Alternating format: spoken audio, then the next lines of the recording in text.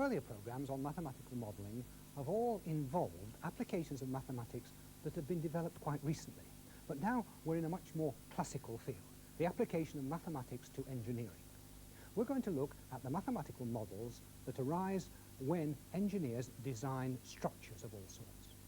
We're going to look in particular at cranes. You may have seen cranes like this around.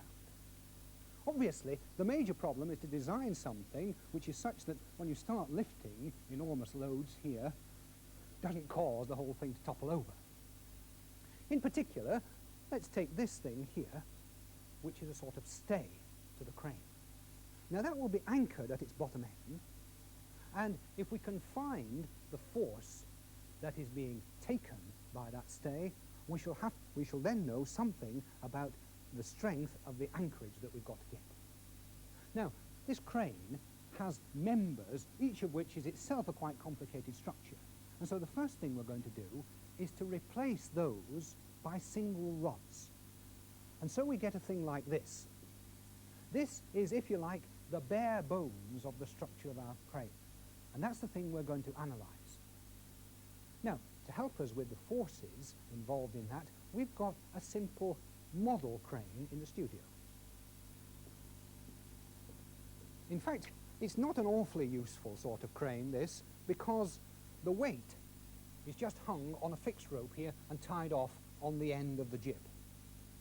But the jib is supported by this, and we can raise and lower the jib, and so raise and lower the weight. And with a swivel here, well, we could move loads with it over an arc somewhere over there. I've chosen this, though, because its structure is very simple to analyse. What are the forces involved in this? Well, there's first of all the weight here, and that is pulling down on the jib. And the jib doesn't collapse because of this stay rope here. That stay rope, in turn, is tugging at the top of this post here, and the force with which it's trying to pull it over is being taken by these two struts here, which are pulling down this way. So, those are the forces, and to start the analysis, here's Graham Reed. Well, this is a two-dimensional version of that crane, and the problem, as Stuart's just said, is to determine what the force is being exerted by this support on the base here. Now, we're going to make various assumptions, and the first assumption is that this structure is free to move, is freely pivoted. Like this. Let me show you. If I move this support and let it go, you can see the whole thing is free to move. Now, that corresponds to a structure which is so-called pin-jointed. In that case, here, for example, there would be a single force acting on the jib, and that comes in the analysis later. That's the first assumption.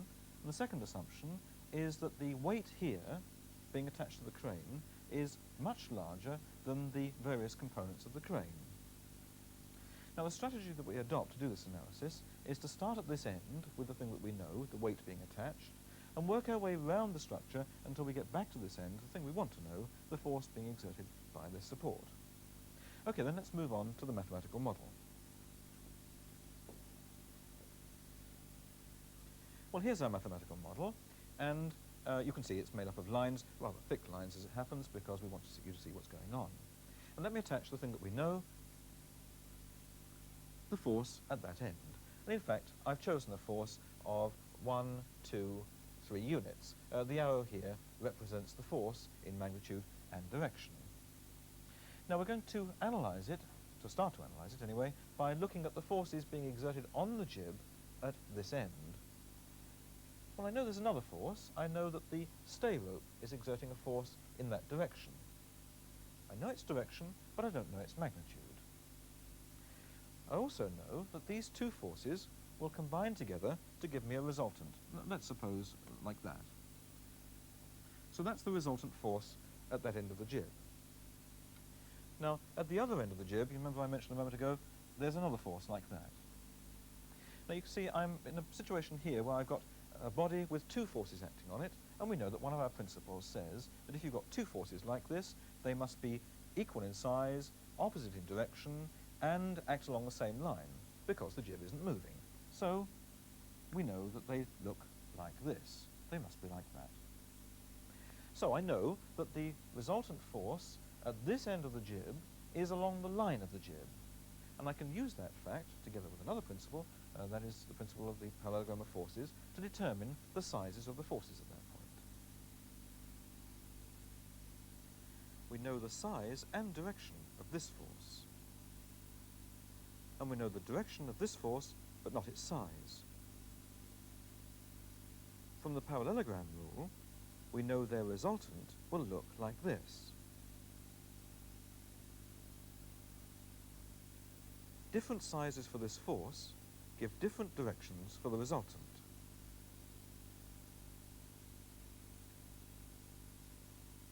There's only one size which gives a resultant pointing down the jib. Okay then, so that's how it's done. But if you wanted to repeat that at home, what you would do is start with this force that you know and draw a line parallel to the line of the stay rope until you meet the jib, then a vertical line until you meet the stay rope, and that will tell you the size of this force, but more importantly, it will tell you the size of this force. In fact, I can see it's 1, 2, 3, 4, 5, 6, 7 units. So, if, for example, I put 3 tons on the crane, I would expect that there would be a force of 7 tons in the stay rope to hold that weight up. At least that's what the mathematical model predicts. So, Graham's got us well into the process of mathematical modelling. He's abstracted the mathematical problem, which is to find the force here when we know the force there. And he's given us a method of solution, at least a partial method of solution so far, which enables us, by the simple graphical way, to find the force being exerted on the jib here and the force in the stay rope when we know this force here. In fact, he's worked it out for just one position. And you could do it for various other positions. For instance, down here, you'd have a parallelogram like that, and with the jib right up there, you'd have a parallelogram like that. And if you do this, you discover the way, for instance, in which the force in the stay rope varies, even though you've got the same 3 tons hung on there for various positions of the jib. But the position of the jib that he took was this one, and in this he said, if we've got a 3-ton weight on there, then the force will be 7 tons, which is being supplied by this stay rope. And the first thing that I'm going to do is a thing that you should do, if possible, with mathematical models, and that's to check out that prediction. Well, we can do that on our model crane in the studio. Here's our model crane, and I've also got here a means of measuring forces. It's really just a simple spring balance. Now, it's been calibrated, and you'll see when I weigh this thing on the end that we've carefully arranged that the calibrations match up to Graham's calculations there. And in fact, when I weigh that thing, look at the white stripes, it weighs 3 units. It's obviously not 3 tons, but it's 3 units. And I can find the force in the stay rope now if I simply hook that on there and then pull on this thing until, in fact, the real stay rope just goes slack.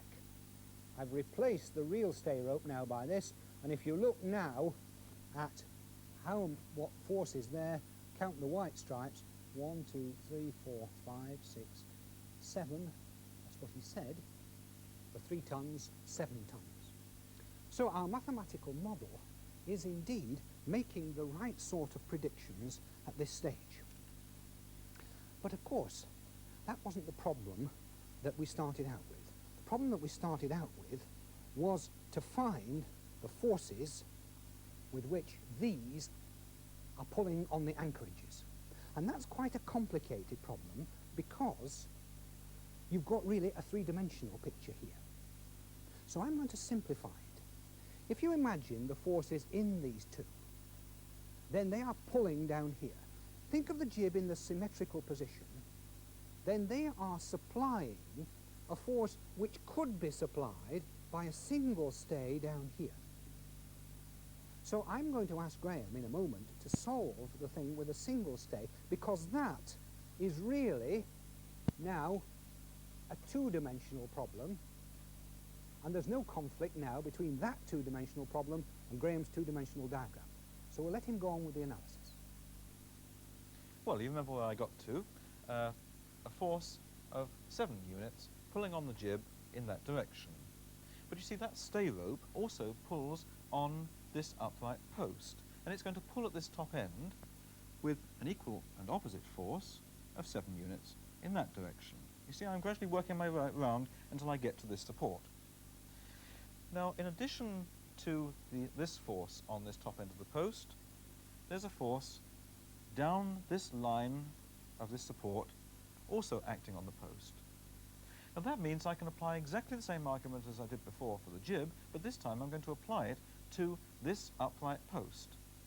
And if I do that, I should be able to find the size of this force. We know the size and direction of this force. And we know the direction of this force, but not its size. By the parallelogram rule, we can form their resultant. And the resultant must act down the line of the post.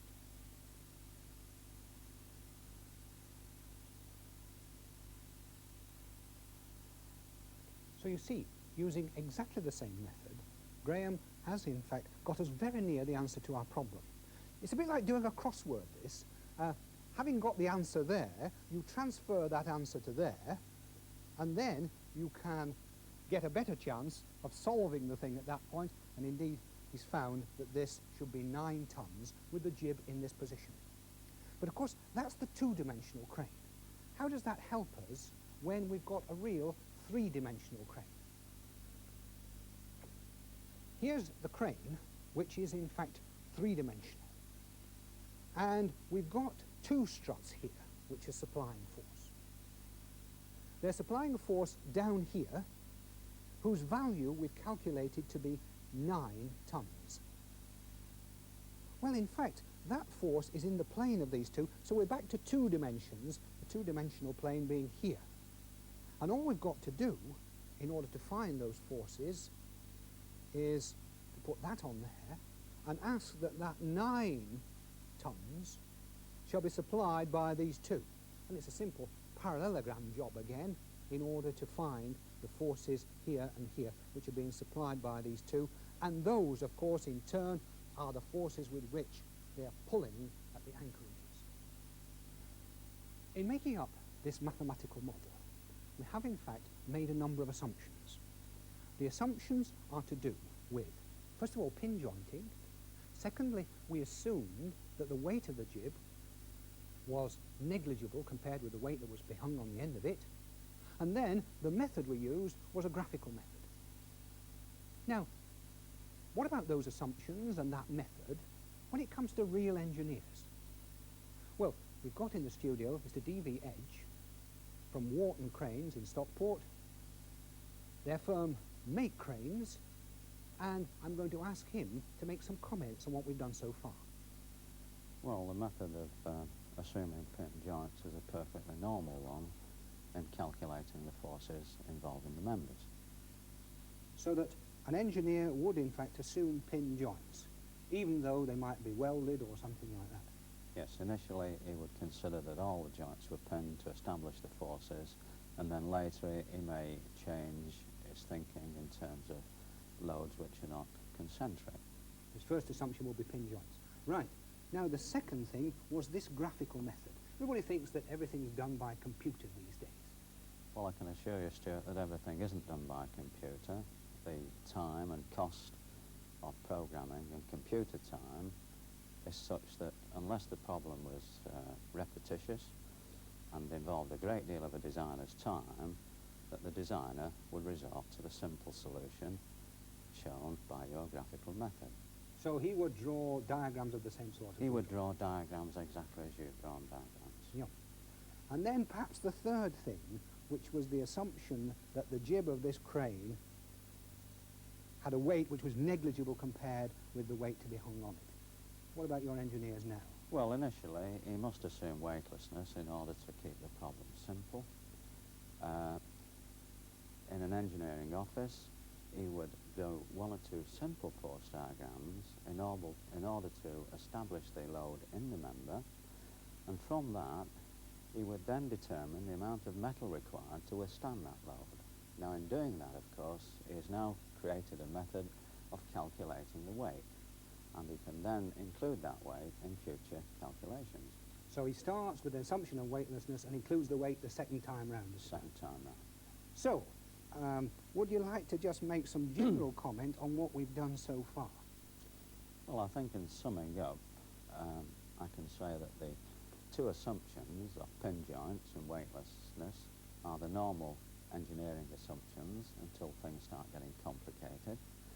And the method of graphics, or as it's known in the design office, a force diagram, is a perfectly normal method used by the engineer on the drawing board. Thank you very much. Now, that first crane that we analysed had severe limitations as a crane. Perhaps this model here looks more like a crane. It's got two ropes. One you can use to raise and lower the weight, and the other one to raise and lower the jib. And with a pivot here, you can cover a very big area, lifting loads from one place to another. Here's another version, exactly the same structure, and you can raise and lower the jib, and when you raise the jib, oh dear, just do that again. It looks as though the jib is all right when it's down there, but when we start raising it, then at some particular point it goes all unstable on us. And that's a very nasty thing for a crane to do. And so we'd like an explanation for that. I'm going to ask Graham. Well, I think we can explain it. But before I do, let's make sure that you understand the problem. This is the old crane, you remember, with just the one supporting wire. The new crane has a rope attached there, over the pulley, and down. You wouldn't think that that would make too much difference, but in fact it makes quite a considerable difference. Now, we need to know something about pulleys before we can analyse this problem. This pulley at the top there is important. So let's analyse how pulleys behave. Well, here's a pulley, and around it there's a string, and on either side of the string I've got these measuring devices which will measure the sizes of the forces. You see this extension here, this white bit? It's the same length here as here, which means that the two forces are the same in magnitude. Now if we move this position, again, the forces are the same in magnitude, different from the forces we had before, but they're the same size. That length is the same as that length. And this is exactly the extra piece of information that I need in order to analyse this new crane. Let's look at the top of the jib again. This time there are three forces. One from the stay rope and two from the rope passing over the pulley. We'll look at the rope passing over the pulley first. The two parts of the rope exert two forces on the pulley. The force downwards is equal to the load. And we know that the force exerted by the other part of the rope must have the same magnitude, because the rope passes over a pulley. Now we can take these forces, which we know, and use the parallelogram rule to find their resultant. And here it is. This is the resultant force exerted by the rope on the pulley. And that's the same as the force exerted by the pulley on the jib. Now let's find the total force on the jib, the force from the pulley and the force from the stay rope. We don't know the size of the force from the stay rope, but but we do know something about the overall resultant. It must go down the line of the jib, and we can use this, as before, to find all the forces.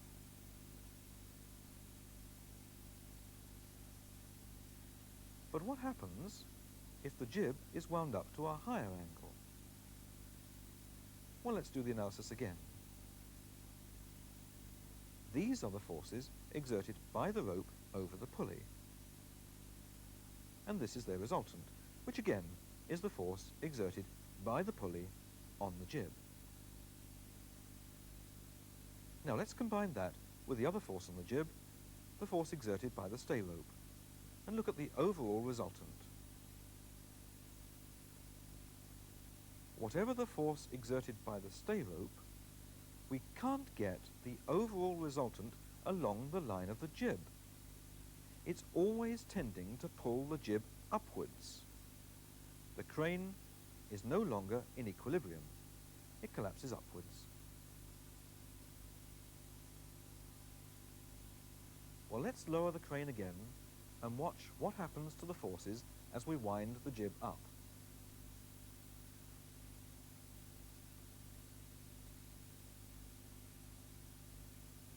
This is the critical position. Any higher and the crane collapses. The critical position is when the jib bisects the angle made by the rope around the pulley.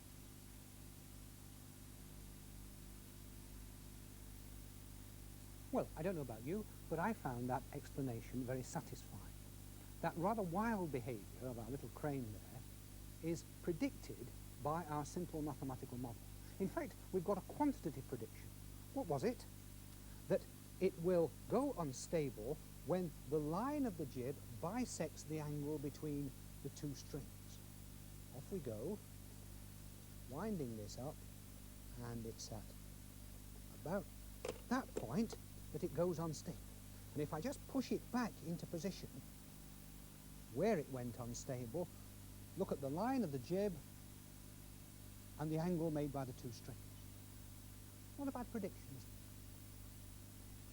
So, our mathematical model has in fact given us an unexpected prediction, I think. Now, as with all mathematical models, you could go on refining the thing and taking into account those initial assumptions and perhaps modifying them and so on. But think of a crane designer. He's never going to be designing a crane to lift, say, exactly 20 tons. Although he'll put a maximum 20 tons, he'll build a bit of extra strength into it. He wants an estimate of the size of the forces. And this sort of mathematical modelling is quite adequate for that. And I think we've learned one other thing. If you ever do see a crane like this with a very short jib, then I think the best thing is to keep out of its way.